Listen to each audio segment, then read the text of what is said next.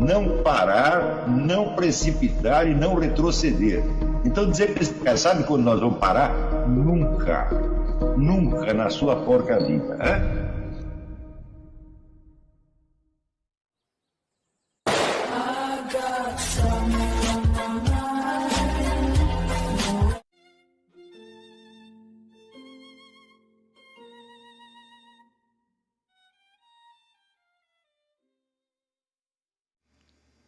E aí pessoal, tranquilo? Então vem aqui antes do vídeo começar, pedir para vocês se inscreverem, quem não for inscrito, compartilhar, curtir, comentar. Quem puder seja membro do canal, que isso ajuda bastante. Tem também o link do Apoia-se. Quem puder ajudar nosso canal e apoiar financeiramente vai ser muito bem-vindo. Mas o mais importante é transmitir o conteúdo e os conhecimentos do professor Olavo de Carvalho para mais e mais brasileiros. Então compartilhe e ajude aí nossa causa. Muito obrigado a todos os membros, apoiadores do canal. Fico muito feliz. Tenho certeza que a gente está no caminho certo. Então fiquem com o vídeo e até mais. Valeu! Bom, então aqui tem várias perguntas interessantes, mas eu vou pedir licença para vocês para me concentrar numa só. Porque eu acho que é uma pergunta extremamente importante para a aula que nós acabamos de dar. Pergunta o Lucas Lacerda, que diz: mesmo depois de ouvir as explicações do senhor sobre o simbolismo natural e entender a imensa riqueza de significação que somente através dele podemos ter acesso, frequentemente me pego, quando desatento, pensando como herdeiro cultural do cartesianismo. Há algum modo para que a herança cartesiana, disseminada por toda parte, possa deixar de ser um obstáculo também, por assim dizer, no nível espontâneo? E muito bem, há limites para aquilo que nós podemos pensar e conceber fora e acima do horizonte cultural dentro do qual nós estamos. Intelectualmente nós podemos avançar indefinidamente e nada nos prende, vamos dizer, aos hábitos, valores e preconceitos do nosso meio. Porém, a mesma coisa já não se pode dizer no campo da percepção, da imaginação e, portanto, dos valores reais que regem a nossa conduta. Né? Eu vou ler aqui para vocês um parágrafo do Benedetto Croce, que descreve muito bem a situação. É uma coisa difícil de traduzir, porque o Croce escreve muito, muito bonito, muito elegante no italiano e às vezes a gente não encontra o equivalente. Ele diz que a fisionomia geral da Idade Moderna com relação à medieval seja assinalada pela reafirmação da vida mundana contra a supramundana, é um ponto que se pode dizer concordemente reconhecido, ainda que no aspecto prático seja diversamente recebido. Pois que, como é natural, se uma parte quer que se continue e se intensifique aquele andamento histórico, uma outra, em vários modos, anseia por voltar a uma forma de concepção ou submissão medieval. Os últimos 5 séculos não encorajam muito, na verdade, este segundo ideal, porque as épocas da sua história são as etapas do triunfo do outro. E, o que é mais, as episódicas retomadas da tradição do outro, que houve, por exemplo, na Contra-Reforma do Cinquecento e na restauração do Ottocento, e que hoje se voltam a ver, depois das 2 guerras em uma parte da Europa, foram e são privadas daquela fé religiosa intensa e fervente que tinha o medievo, mostrando antes um evidente e prevalecente caráter político e mundano. E as grandes massas sobre as quais se faz sobrevoar a bandeira das velhas crenças são, como se sente e se percebe, privadas daquela inspiração religiosa e atentas somente à sua utilidade.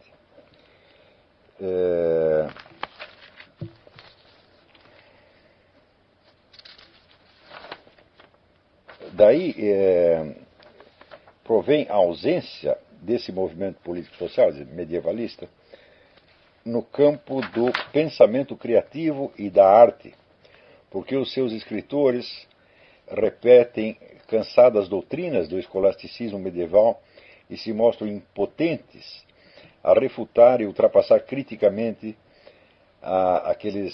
aquelas teorias jovens e adultas formadas pela experiência e da meditação sem preconceitos dos últimos 5 séculos. E são incapazes de contrastes interiores e renovações e progressos. E aqueles que desejariam ser os seus artistas e poetas fazem pior ainda, porque se contaminam frequentemente com o mórbido sensualismo odierno, permanecendo assim, ao mesmo tempo, fora da arte e da poesia e fora do cristianismo. Então, outro dia, por exemplo, eu estava lendo aí uma crítica que um senhor fez às obras de François Mauriac e Paul Claudel, onde ele mostra ali que as obras do Paul Claudel são uma espécie de plágio das Sagradas Escrituras, né, e que o Mauriac, sob muitos aspectos, é escandaloso no sentido teológico da palavra escândalo, né? Eu digo, em parte ele tem razão. E se procurarmos muito da arte dita cristã contemporânea, ela está tão, vamos dizer, afetada da mentalidade moderna quanto do cristianismo que ela pretende representar. Vocês não podem esquecer que durante quase um milênio, vamos dizer, desde o século 3 ou 4, mais ou menos, até o começo da Idade Moderna, as pessoas viviam numa atmosfera onde, só para fazer uma ideia, né, qual era o personagem que mais se viu em toda parte e sobre o qual mais havia depoimentos? Era o diabo. Quer dizer, o diabo foi mais visto e documentado do que qualquer outra pessoa na época, né?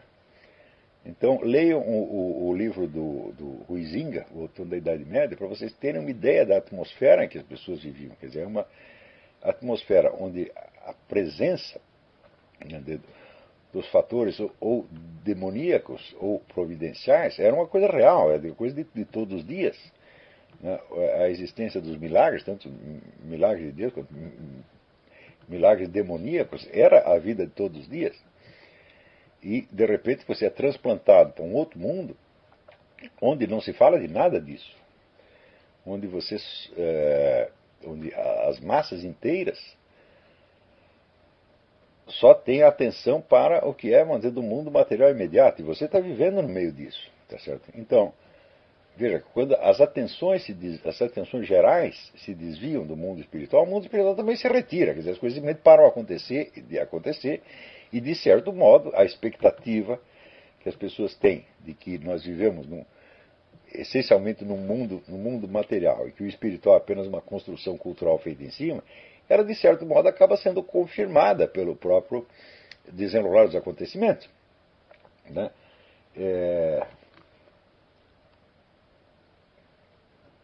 Eu me lembro mais ou menos como naquele filme do Tarkovsky. Eu não sou dos maiores apreciadores do Tarkovsky, mas tem pelo menos um filme dele que é muito significativo, que é o Solaris, onde as pessoas estão num planeta onde de repente começam a aparecer outras criaturas, e as criaturas são exatamente do jeito que você as imagina. Se você imagina que elas são seres humanos como você, elas aparecem como seres humanos. Se você imagina que elas são apenas máquinas, elas são realmente máquinas. Então, é, de certo modo, uma alucinação confirmada pelo desenrolar dos acontecimentos. Né? Isso quer dizer que para você se pular fora dessa atmosfera e conseguir viver viver a vida cristã, entre aspas, não é tão fácil. Você não pode esquecer que quando Jesus Cristo passou por este mundo, tá certo? Ele fazia milagres todos os dias. Tá certo? E esses milagres faziam parte, vamos dizer, da experiência cotidiana da pessoa. Né? Quando João, desde a prisão, manda perguntar a Nosso Senhor: é você mesmo o Messias ou devemos esperar um outro? O que ele responde? Ele responde: vocês digam a João o que vocês viram. Vocês viram o paralítico andar, vocês viram o cego enxergar, vocês viram o leproso aparecer limpo, e assim por diante. Então ele está apelando o quê? Ao teste da experiência. E ele podia apelar a isso porque a experiência acontecia. Agora, se você perguntar para as pessoas quantas vezes vocês viram isso acontecer, a maior parte das pessoas não viu jamais. Não viu e não concebe como existente, precisamente porque nunca viu. Então, toda vamos dizer, essa história divina que se desenrola, assim dizer, em volta da história terrestre, ela se tornou invisível, ela como que subiu para um outro plano. E só o que resta dos sinais dela são duas coisas: os milagres que continuam acontecendo, mas acontecem localmente, de maneira muito pontual. E quantitativamente não posso dizer rara, mas relativamente, em relação aos fatos observados pela massa no dia a dia, é raríssimo, é quase uma exceção. E, vamos dizer, as experiências de sobrevida após um estado de morte clínica. É só isto que sobra vamos dizer, da experiência da antiga sociedade cristã. Então, estes fatos, vamos dizer, os milagres e essas experiências de morte clínica, estas são, vamos dizer, o verdadeiro lugar onde nós devemos nos instalar para poder transcender um pouco, vamos dizer, furar um pouco essa placa de chumbo vamos dizer, da civilização, vamos dizer, cartesiana. Tá certo? Não se trata de um problema filosófico. Hein? É um problema de experiência e de imaginação e de vivência. Então, é por isso mesmo que eu insisti, quando eu disse para vocês que a consciência de imortalidade é a base da filosofia, era isso que eu estava querendo dizer. Se nós simplesmente opomos às ideologias modernas uma ideologia cristã, como vem fazendo os intelectuais cristãos desde 1870 e pouco, desde a encíclica Aeterni Patris. Bom, nós estamos transferindo para o campo das ideias um problema que não está no campo das ideias, que está no campo da existência real. Tá certo? E se as pessoas dizem, não, mas agora eu quero levar uma vida cristã, e você então se sobrecarrega de obrigações morais e exige uma perfeição quantitativa, etc, etc. Bom, o que você está fazendo? Você está amarrando as suas mãos, né, num mundo que não foi feito para pessoas tão perfeitas assim. Né? Eu me lembro que quando, durante as cruzadas, qualquer sujeito, mais bandido, mais criminoso, mais pecador que fosse, que consentisse em lutar nas cruzadas, a igreja lhe dava absolvição plenária. Né? E hoje em dia é o contrário. Para você ser aceito na cruzada cristã, você primeiro precisa provar que é um santo. Fala, bom, então não sobra ninguém. Né? Quer dizer, se a própria luta não é um meio de santificação, se primeiro precisa ser um santinho, para depois lutar, fala, bom, acabou o exército. É exatamente o que está acontecendo. Tudo isso por quê? Porque a religião deixou de ser uma coisa que está presente no tecido diário da vida social e se tornou uma ideologia. Claro que enquanto ideologia ela é melhor do que a outra, mas e daí? Tá certo? Então, você vê, o Alain Besançon, num livro maravilhoso que ele escreveu chamado A Confusão das Línguas, né, livro sobre a crise da igreja, examinado desde um ponto de vista sociológico, né, ele diz o seguinte: Marcel Proust, que vinha de uma família judaica, ele se batizou porque quis, ele se tornou cristão porque quis e morreu na fé, confessando, etc. Por que ele não é chamado de escritor católico? Ao passo que o Mauriac é um Bernanos. Por quê? Porque Bernanos e Mauriac participam daquela atmosfera de ideias políticas da época que Proust não participa. Então, quer dizer, você adquire a sua identidade de católico na medida em que você adere à ideologia do grupo católico predominante no momento, que pode ser progressista ou conservador. Tá certo? E não simplesmente na medida em que você é batizado, vai na missa, etc, etc. Então, veja, o próprio Julian Green não é tão conhecido como escritor católico, embora fosse muito católico. Né? Por quê? Porque não participa desse mundo de ideias, desse combate, né, católico. Por exemplo, nós aceitamos que Charles Péguy é católico, tá certo? Embora fosse um cara da esquerda, porque militava na esquerda alegando fundamentação católica. No famoso caso de Dreyfus, por exemplo, né? Péguy toma definitivamente a defesa de Dreyfus, enquanto outros escritores católicos estão contra, tá certo? Mas eles são, por assim dizer, católicos militantes, né? Eles militam no mundo pela causa da igreja dentro da concepção ideológica prevalecente do meio católico naquele momento.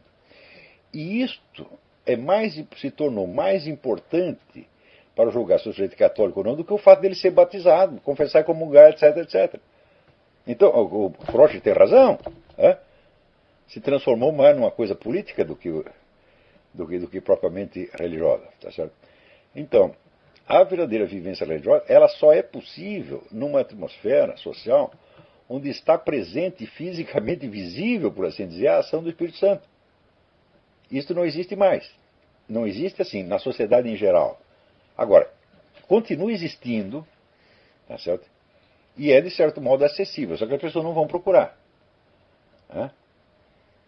Então, por exemplo, quando você vê a vida do Padre Pio, bom, as pessoas que estavam ali perto do Padre Pio, elas viviam dentro da civilização cristã. Não, se falar em modernidade, cartesianismo para elas, aquilo tudo é ridículo, né?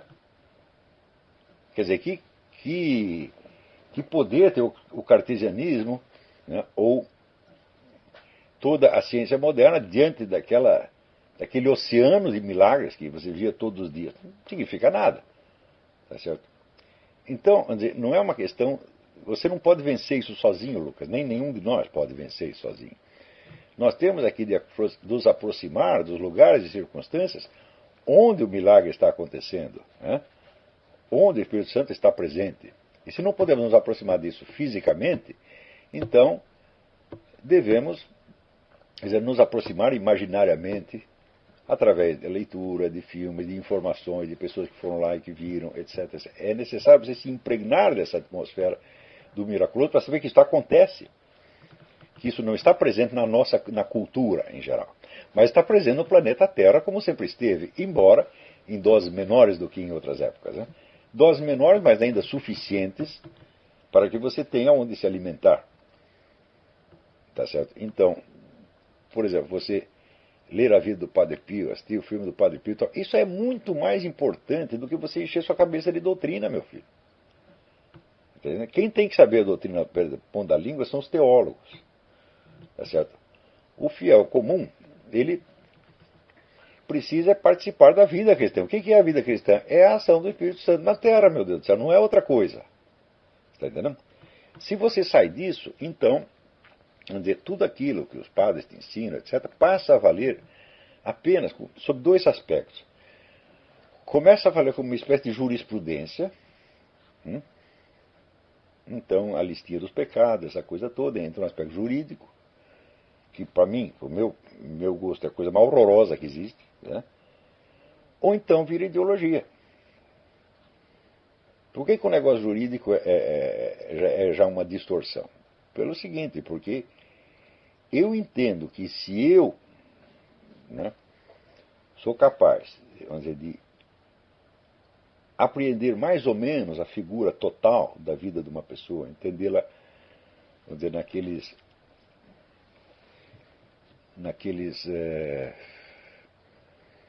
vários níveis que a caracterologia exige, quer dizer, você entender o indivíduo no seu ambiente, tá certo? No seu desenvolvimento e na forma aproximada da sua personalidade. Se eu posso entender assim, Deus deve entender muito mais do que eu, né? Então, Deus não tem por que fazer a listinha dos seus pecados, porque Ele sabe exatamente onde está cada pecado, em que contexto, qual é a gravidade relativa daquilo dentro do contexto geral, e Ele não vai julgar você juridicamente. Tá certo? Quer dizer, não pode esquecer. Olha, Deus não é uma máquina, não é um profissional, não é uma função.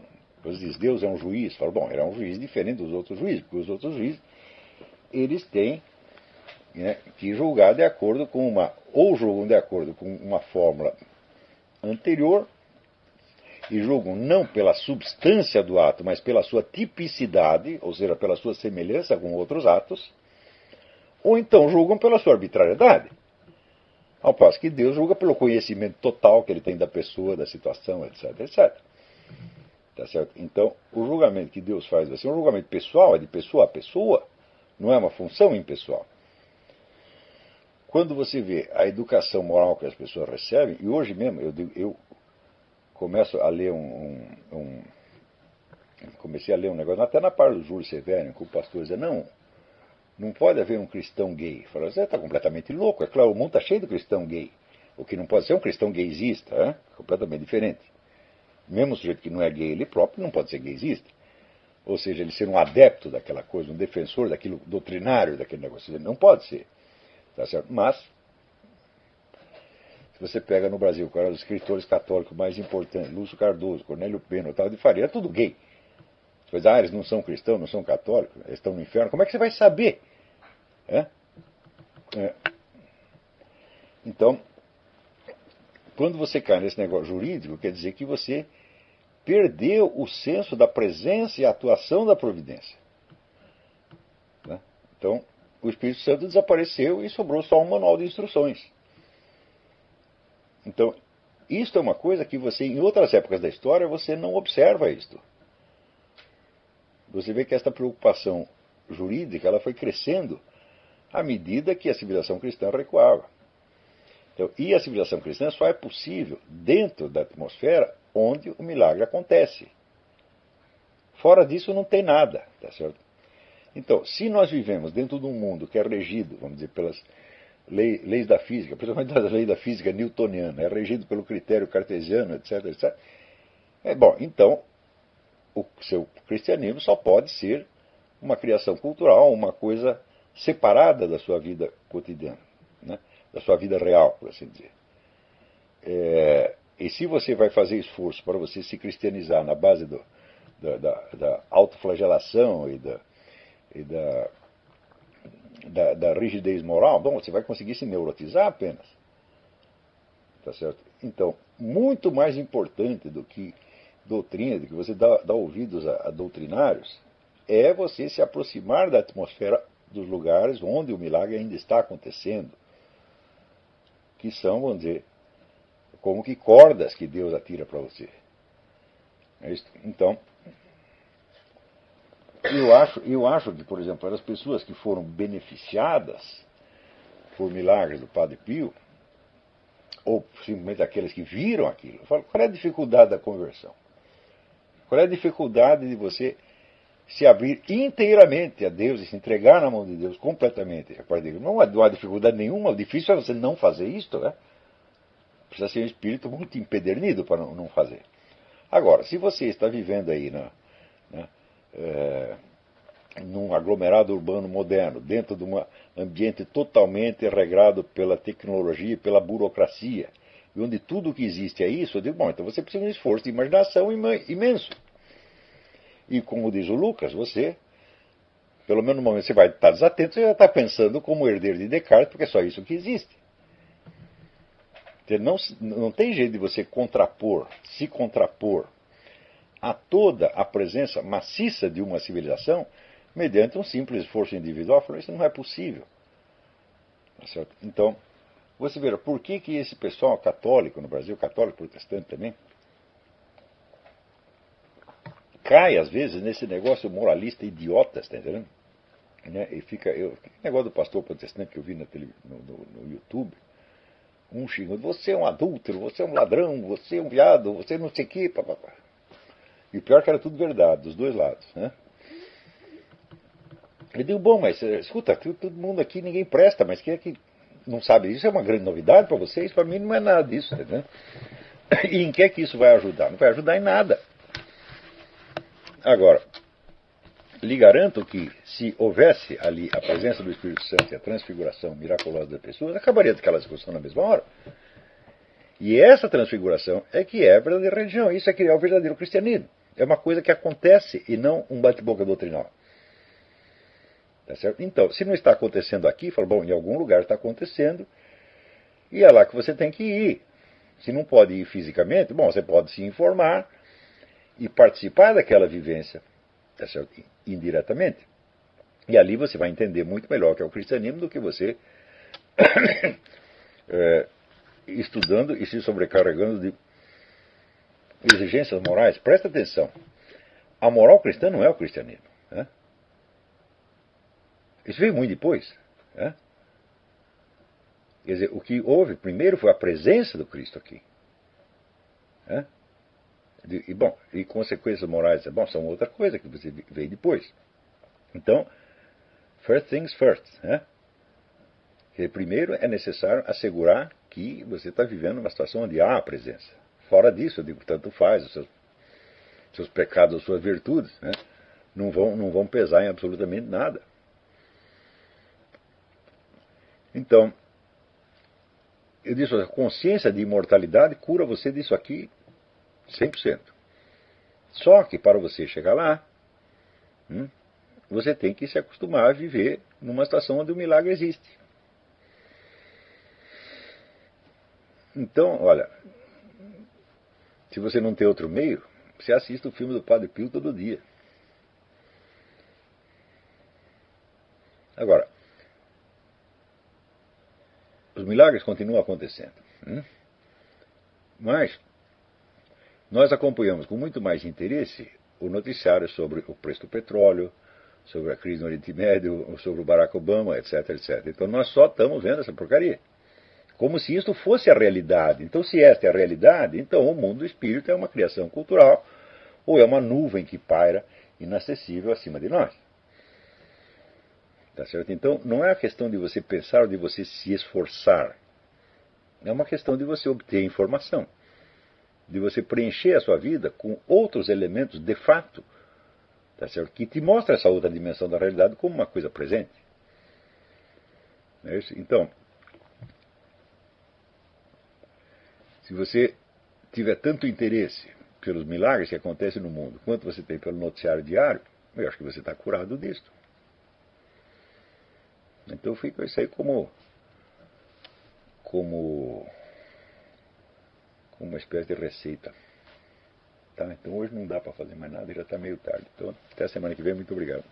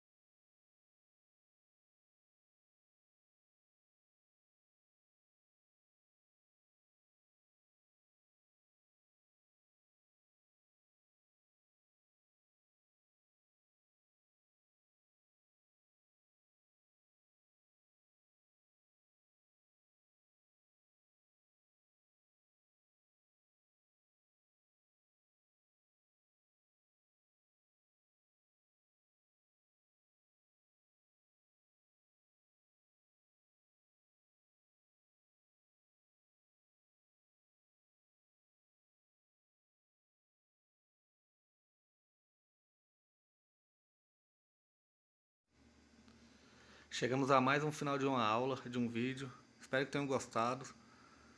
Quem não se inscreveu ainda, se inscreva, compartilhe, comente. Ajude o nosso canal, apoie, seja membro. E ajude o nosso canal a chegar a cada dia a mais brasileiros que precisam muito do conhecimento do professor Olavo de Carvalho.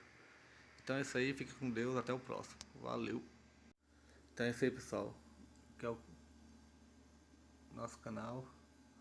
Que são alguns livros que eu já li. A maioria foi doação, mas alguns eu adquiri, professor Olavo de Carvalho. Alguns livros se perderam aí que eu emprestei. Professor Alexandre Costa. A Bíblia Sagrada. 10 lições sobre Karl Marx. Indico a não ler esse livro, que é muito ruim mesmo. Alguns pensadores aqui que realmente, como o professor Olavo de Carvalho disse, não são pensadores. Valeu, tamo junto aí. Apoie nosso canal, seja membro.